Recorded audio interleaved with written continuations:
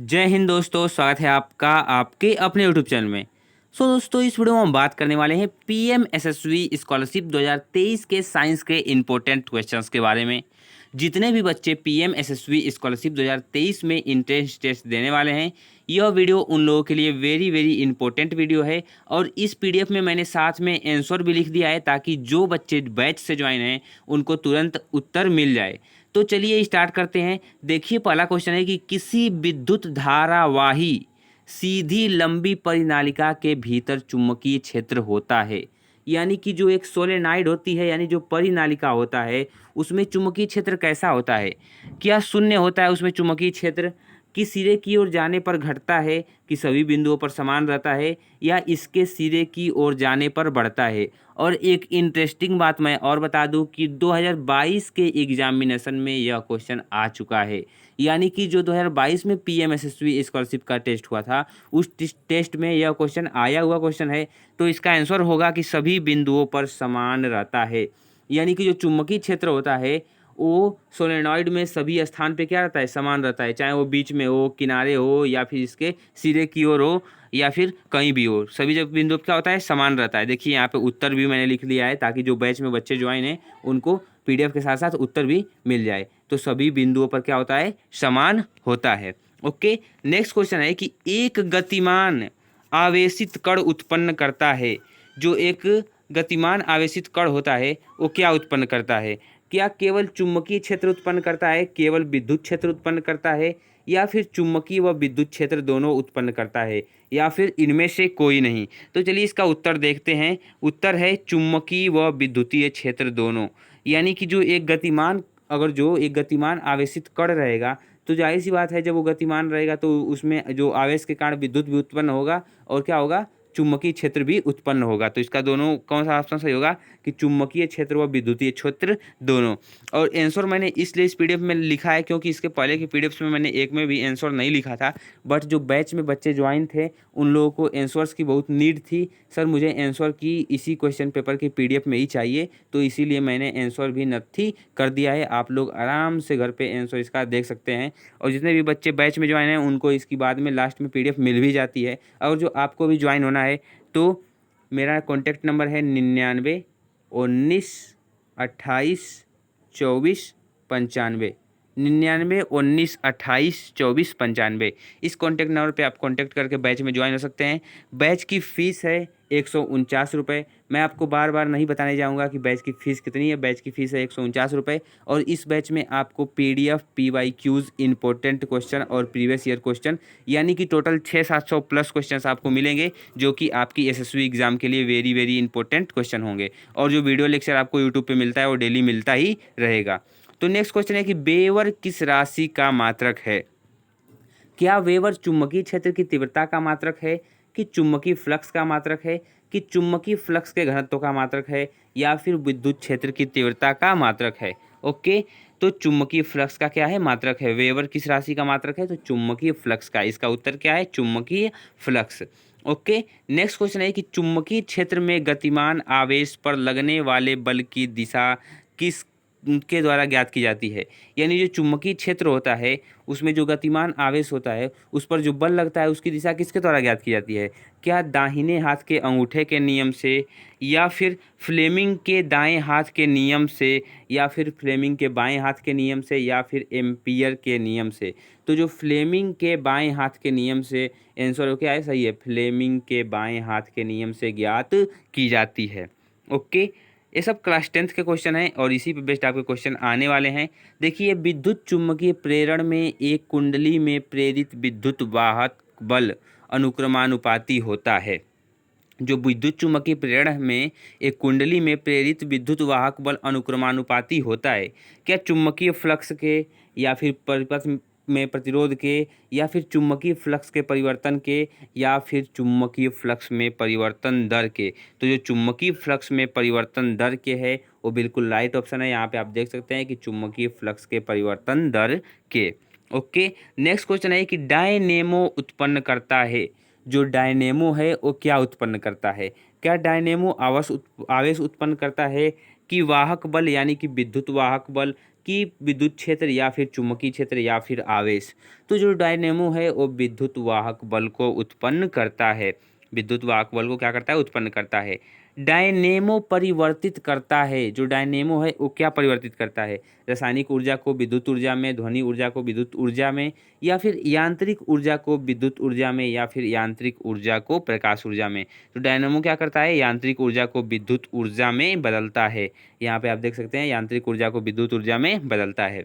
Okay, next question है कि लघु पथन के समय परिपथ में विद्युत धारा का मान, यानी जो लघु पथन शॉर्ट सर्किट होती है, हम लोग जो सुनते हैं हमेशा आए दिन सुनते हैं कि हमारे यहाँ शॉर्ट सर्किट हो गई, यानी कि जब तार एक ही में चिपक जाते हैं और तार फ्यूज हो जाते हैं, तार का मतलब फ्यूज का मतलब तार तार जल जाते हैं।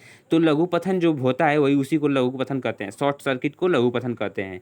तो लघु पथन के समय परिपथ में विद्युत धारा का मान होता है क्या, बहुत कम हो जाता है, या फिर परिवर्तित नहीं होता है, या फिर बहुत अधिक बढ़ जाता है, इनमें से कोई नहीं। तो भाई जब शॉर्ट सर्किट होता है तो विद्युत बहुत तेज होता है, यानी कि बहुत अधिक बढ़ जाता है, इसका राइट ऑप्शन है। ओके, नेक्स्ट क्वेश्चन है कि विद्युत आवेश का मात्रक है, जो विद्युत आवेश होता है उसका मात्रक क्या होता है, विद्युत आवेश का मात्रक क्या कूलाम है, वोल्ट है, जूल है, या फिर इनमें से कोई नहीं। उसको क्यू से दर्शाते हैं आवेश को, क्वांटाइजेशन ऑफ चार्ज, और कूलम मतलब किसका मात्रक होता है, कूलम। तो विद्युत आवेश का मात्रक क्या है, कूलम, कूलाम या कूलम बोलते हैं इसको इंग्लिश में, तो coulomb is the right option. Okay, next question है कि विद्युत धारा का एसआई मात्रक है, जो विद्युत धारा हम देखते हैं उसका एसआई मात्रक क्या है, क्या उसका एसआई मात्रक एम्पियर है, जूल है, कूलम्ब है, या फिर ओम है।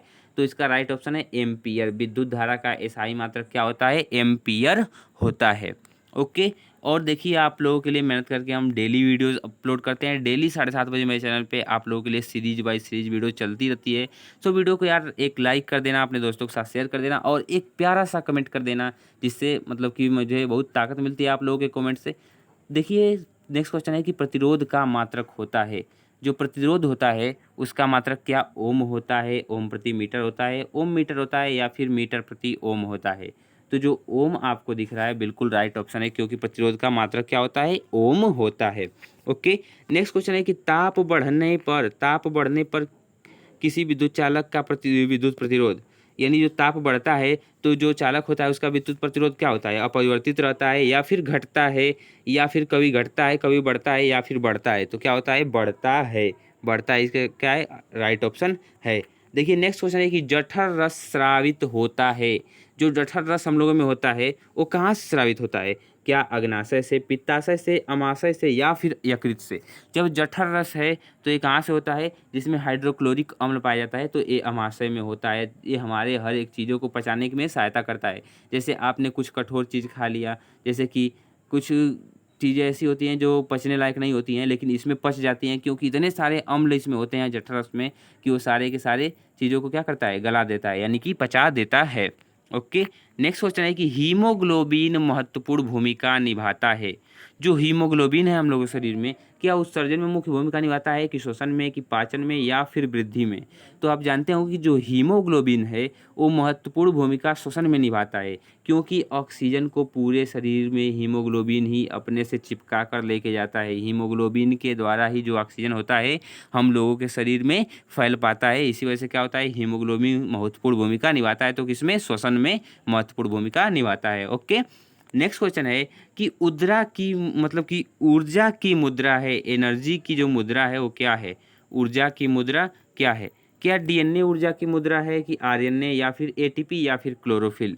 तो जो डीएनए है वो भी गलत ऑप्शन है। ऊर्जा की मुद्रा क्या है, तो ऊर्जा की मुद्रा एटीपी है, क्या है, एटीपी ऊर्जा की मुद्रा है। ओके, और ये बिल्कुल राइट ऑप्शन इसलिए है क्योंकि जो ऊर्जा की मात्रा हम लोग के शरीर में होती है वो एटीपी के रूप में होती है।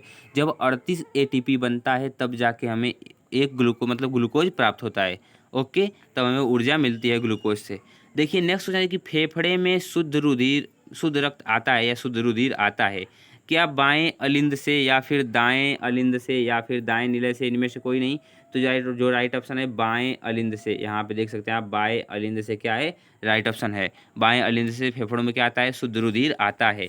लसिका में नहीं पाई जाती है, जो लसिका होता है उसमें क्या नहीं पाई जाती है, क्या लाल रुधिर कणिकाएं नहीं पाई जाती हैं, या फिर लिम्फोसाइट्स, या फिर श्वेत रक्त, या फिर उत्सर्जी पदार्थ। तो जो लसिका होता है उसमें क्या नहीं पाया जाता है? तो जो आपको लाल रुधिर कणिकाएँ दिख रही हैं वो बिल्कुल राइट ऑप्शन है, लाल रुधिर कणिकाएँ लसिका में नहीं पाई जाती हैं। ओके। पादप में जाइलम उत्तरदायी होता है, जो पादप है उसमें जाइलम उत्तरदायी होता है। क्या जल का वाहन, भोजन का वाहन, अमीनो अम्ल का वाहन या फिर ऑक्सीजन का वाहन?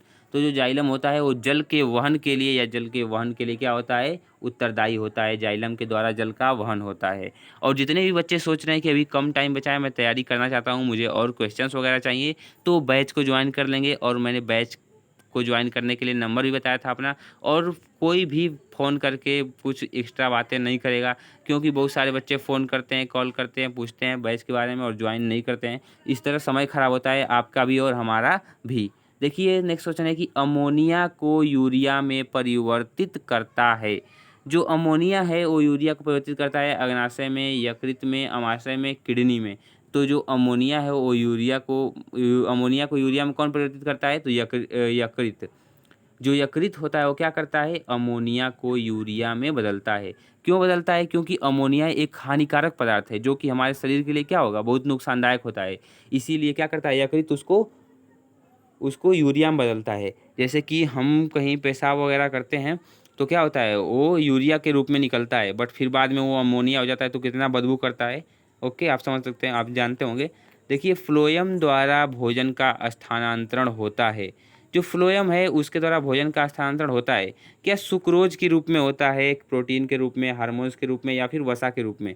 तो जो सुक्रोज के रूप में बिल्कुल राइट ऑप्शन है, क्योंकि सुक्रोज के रूप में क्या होता है? इसका वहन मतलब होता है। परावर्तन भट्ठी या परावर्तनी भट्ठी का उपयोग होता है। क्या निस्तापन में परावर्तनी भट्ठी का उपयोग होता है? भर्जन में, अतिशीतलन में, इनमें से कोई नहीं? तो जो परावर्तनी भट्ठी दिख रही है आपको, इसका उपयोग किस में होता है? निस्तापन में। निस्तापन में मतलब कि परावर्तनी भट्ठी का उपयोग किया जाता है। ओके। नेक्स्ट क्वेश्चन है कि पीतल है। इस क्वेश्चन को मैंने 1, 2, 3 बार करा चुका है। तो पीतल क्या है? मिश्र धातु है, उपधातु है, धातु है, अधातु है। तो आप कमेंट बॉक्स में कमेंट करके बताएंगे कि जो पीतल है वो क्या है। कमेंट बॉक्स भर दीजिए कि पीतल क्या है, पीतल क्या है। ओके। चलिए नेक्स्ट क्वेश्चन देखते हैं कि जर्मन सिल्वर में कौन सी धातु नहीं होती? जो जर्मन सिल्वर होती है उसमें कौन सी धातु नहीं होती? क्या कॉपर नहीं होता, जिंक नहीं होता, अर्जेंटम यानी चांदी नहीं होती या फिर निकल नहीं होता? तो जर्मन सिल्वर में भाई सिल्वर ही नहीं होती, यानी एजी अर्जेंटम नहीं होता। जर्मन सिल्वर में एजी नहीं होती, एजी धातु नहीं होती। एंटीमनी है। एंटीमनी, इस क्वेश्चन को मैंने कई बार कराए हैं, लेकिन एंटीमनी क्या होती है? उपधातु, धातु या फिर अधातु या फिर इनमें से कोई नहीं? तो एंटीमनी उपधातु है। एंटीमनी क्या है? एक उपधातु है। ओके, जिसमें धातु और धातु दोनों के गुण पाए जाते हैं उसे उपधातु कहते हैं। तो देखिए इसी के साथ हम लोग के सारे क्वेश्चन समाप्त हुए। और ये जितने भी क्वेश्चन थे ये सारे के सारे इंपॉर्टेंट क्वेश्चन थे आपके एग्ज़ाम की दृष्टि से। सो आप इन सारे क्वेश्चंस को तैयार कर लेंगे और आपके पास अब ज़्यादा टाइम नहीं बचा है, क्योंकि जो आपका एग्ज़ाम होगा वो 29 सितंबर को होगा पीएमएसएसवाई स्कॉलरशिप का। और मैथ का मैंने मेंशन किया था कम्युनिटी टैब में, मैथ आप जाके पढ़ेंगे। सर बिल्कुल अच्छे से तैयारी करवा रहे हैं मैथ की। मैंने बहुत रिक्वेस्ट किया कि सर आप मैथ की वीडियो बनाइए, तो मैथ की वीडियोज़ बना रहे हैं। तो आप लोग उनको जाके फुल सपोर्ट कीजिए, उनकी वीडियो को वॉच कीजिए फुल, ताकि आपकी तैयारी और बेहतर हो सके। और जिस बच्चों को भी बैच ज्वाइन करना होगा वो एक बार कॉल करके बात कर लेंगे। सो दोस्तों thank you and bye bye, take care of yours. मिलते हैं नेक्स्ट वीडियो में।